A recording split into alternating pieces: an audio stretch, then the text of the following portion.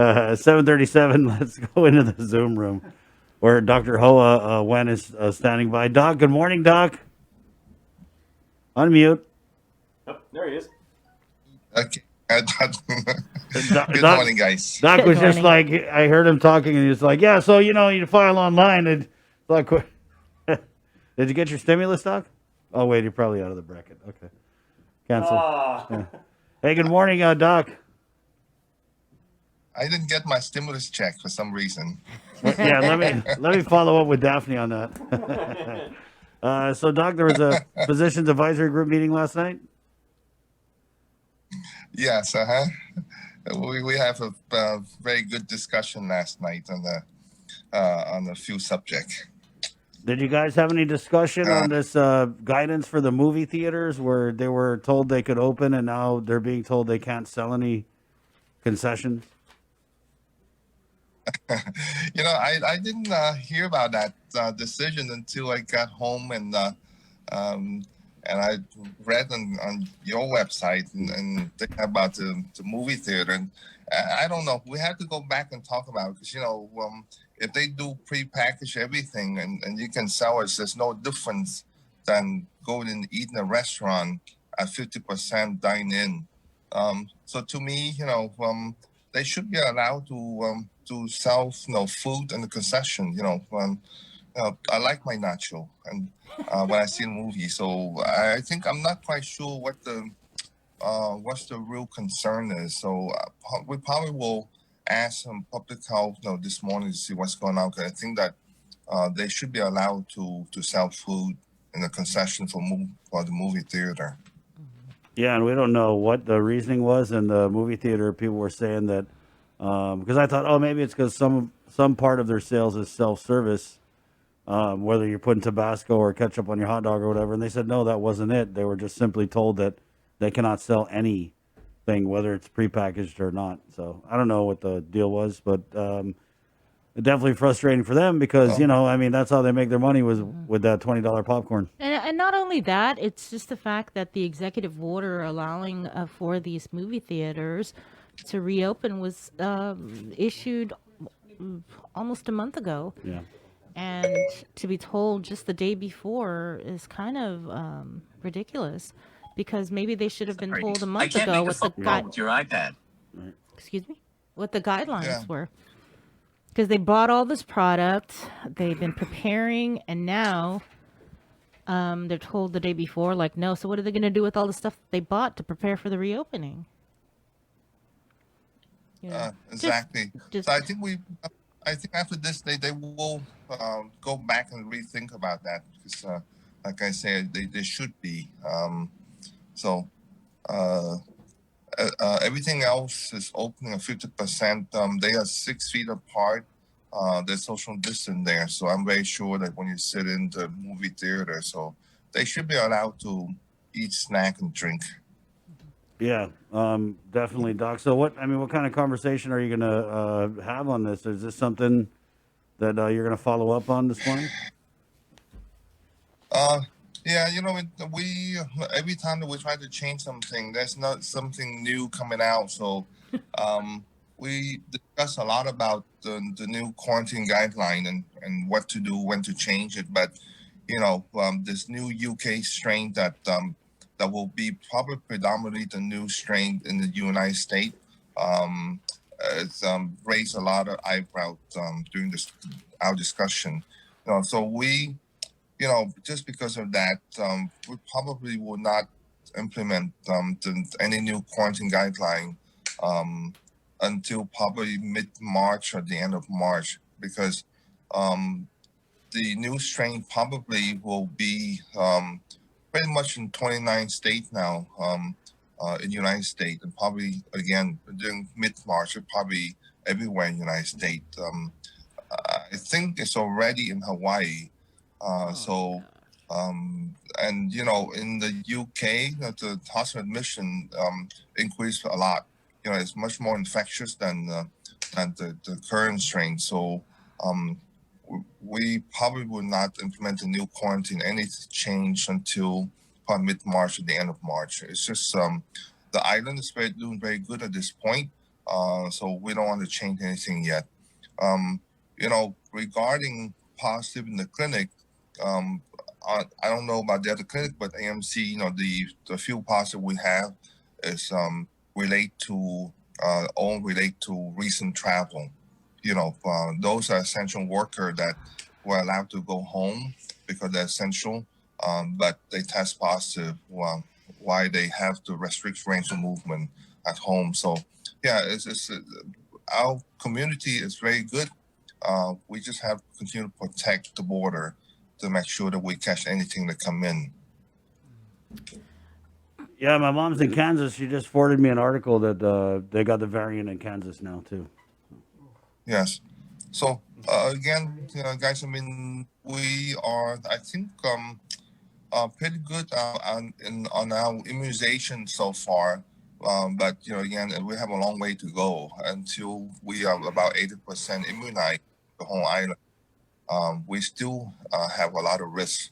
So as much as we like to kind of soften up the quarantine guidelines, I don't think it's a good idea, and I think the PAC also don't think it's a good idea neither.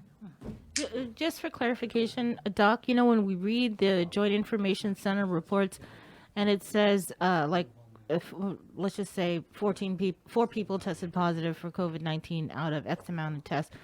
They reported recent travel history and were in quarantine, but it doesn't really say if they were in the government quarantine facility or if they were on home quarantine. Do you know, are they testing positive out of the quarantine facility or are on home quarantine? When they say recent travel, I think it's a mixed bag with the Q factor and also some essential worker. Again, like I say, the positive that we have in our clinic is definitely related to recent travel.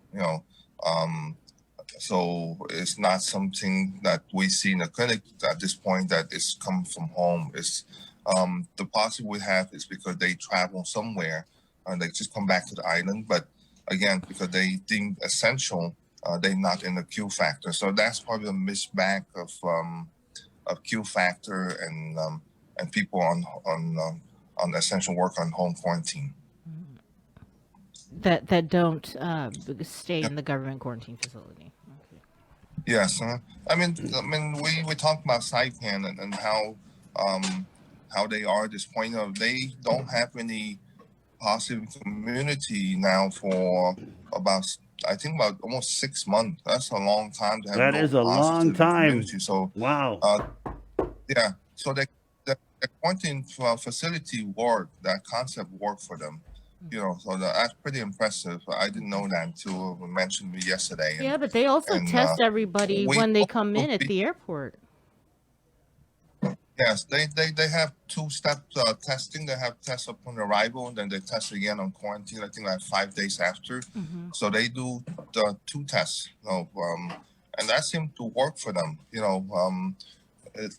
And so far, because our community spread is down, it looks like it's working. Because we again our community spread is way down compared to a few months ago. So I know there's a lot of complaint, and that's not a lot. There's a few complaints, but a lot less than before. I think that is working, and as you can see now, car score is low.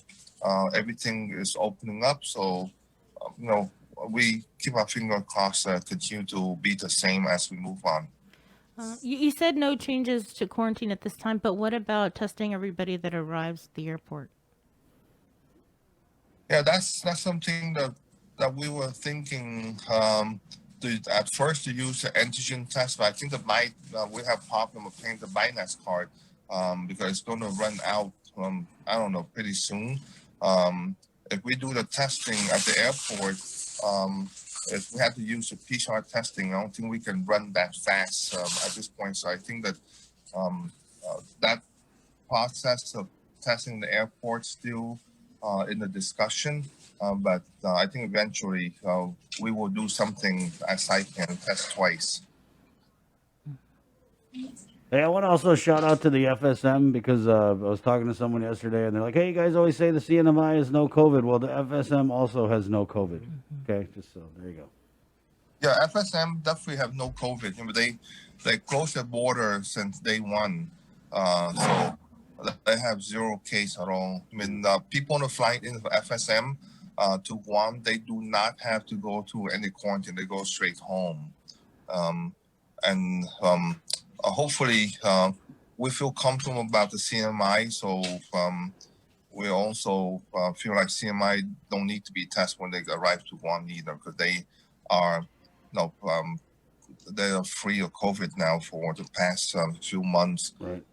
Unless they open for international flight, then that will change. Right. They're supposed to be reopening tourism, I think, to South Korea this month, Yeah. actually. Yeah. Yeah, that will change. Either that or they have a positive case in the community. Then that will change our guideline for them. But right now, for our brother up north, they doing very good. So no changes to quarantine. We still haven't implemented any sort of testing on arrivals at the airport. What else did you guys talk about? Yeah, I mean, the Saipan can do because bring that their number of arrivals is very low compared to us. Right.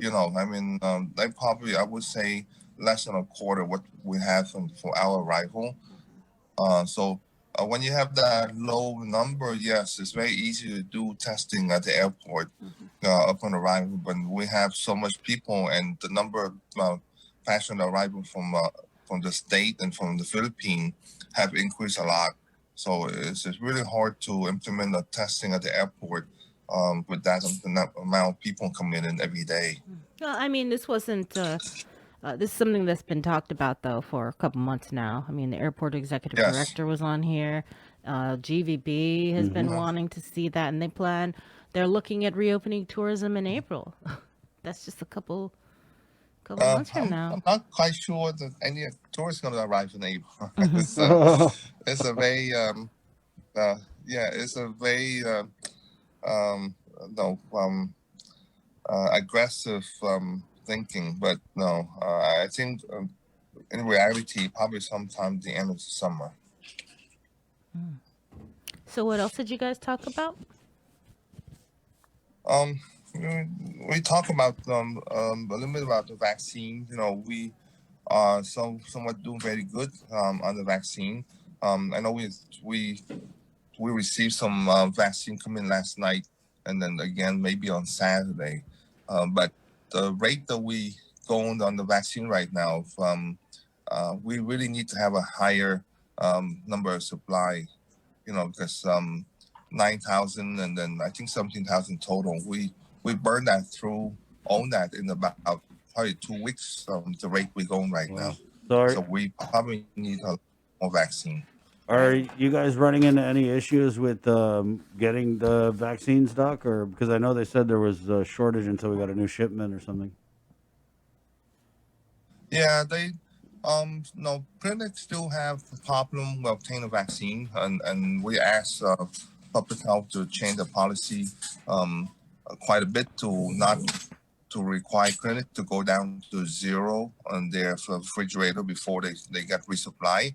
Just because once we go down to zero, the process of getting the vaccine into the clinic would take a day or two, and during that day or two, you kind of lose the capture of patient that already in your clinic that need the vaccine. So we asked public health to change the policy on supplying the vaccine in the clinic to not wait until we're down to zero. So they're gonna go back and rethink the strategy and supply the clinic with a certain number. Go down to maybe 2 or 3 vials in the refrigerator that they start to need to supply the clinic. And because the clinic overall, every clinic gives a small number of vaccine, but when you add up all the clinic, it's a huge number, and that's the goal for the governor. That her instruction is to get the vaccine out to the people as fast as possible. Did you say, or are you aware if a new shipment of vaccines arrived last night? Because I know I that's think the Moderna arrived last night, but the Pfizer is supposed to arrive on Saturday. So we should have about 17,000 or so Doc. total number of vaccines coming. Doc, whose vaccine is it? It's a people vaccine. I keep telling you that's actually Dr. Mike who's coined. I like that term. It's the people vaccine. Say it. And You got to say it with the get out It's to the people people's from- vaccine. It's the people's Yes, Chris, vaccine. Auntie Lou, it's not your vaccine. That's our vaccine. And the guards have been a wonderful job. I tell you, they are doing a very good job. That your project is the key to get the people vaccinated. So I think we're doing very good. I tell compared to the state and territory. But like I said, we probably need a lot more vaccine every month because if we go the way we go right now, we run out of vaccine in about 2 weeks or less than a week. We give a lot. Good for you. Well, that's what you're supposed to do, Doc. Yeah, good job of people on Guam and showing up and getting the vaccine. I tell you, our people are a lot better than anyone in the state. Right. And then the current criteria is it's currently 55 and up, caregivers, people with disabilities.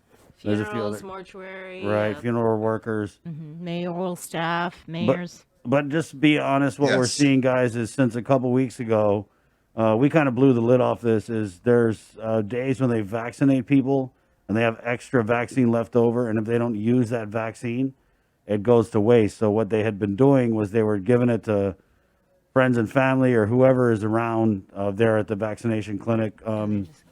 Yeah, so like we said a couple weeks ago, just get yours, Guam, because it's like the wild, wild west. People are getting the vaccine that aren't in the categories, and I mean they should be able to get it. We've taken care of them at UMCO, and if the categories aren't moving fast enough to keep up with the demand on the vaccines, then so be it. Let's get out there and do what we got to do to protect ourselves, because that is the people's vaccine. Right. So you could probably go Yeah. towards the end of the clinic, right? And see, like, for example, let's say UOG, if there's I think it closes at 7. So Yeah. would you recommend going at like 6:30 and seeing if there's any left over? Yeah, I mean, on the clinic, when we open the bottle, if the lists are empty and we have patient in the clinic, we will start making phone calls to make sure that we have enough 10 people per vial. So the clinic operate differently, but on the vaccination site like Okadu and Southern, especially if they probably have a lot of vaccine left, so I would go toward the end of the day. They might have some vaccine left, and the chance that you get the vaccine is very good. So you get the first one already. Now you are committed to get the second one. So I would take my chance and go to Okadu Or UOG, right? Yep. or Just get your I'm in Southern. sticker. Yeah. Put your I'm in sticker on your forehead and then Yeah, let you ready. And UOG are very good. If they have people that if you escort an elderly person to go in, more likely they will give you two because you there already. So there's no sense of denying your shot. So Amen. we try to get the people as much as possible. Amen, Doc. And that's the governor. She makes it very clear to everyone that if people are there, give to them. And that's her direction. It basically give to people. Don't be so strict and don't follow the guidelines so strict. Okay.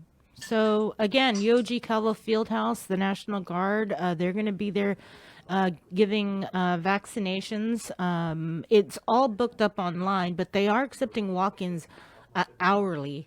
And then when it ends at Yes. 7, if you want to try your luck and go there, before it closes, they may have some extra leftover vaccines that you can try and avail yourself of. Because as Dr. Nguyen and the phrase coined by the Surgeon Cell, Dr. Mike Cruz, it's the people's vaccine. Yeah. Thank you, Doc. Again, please, Chris, I mean, get the vaccine as soon as you can get it.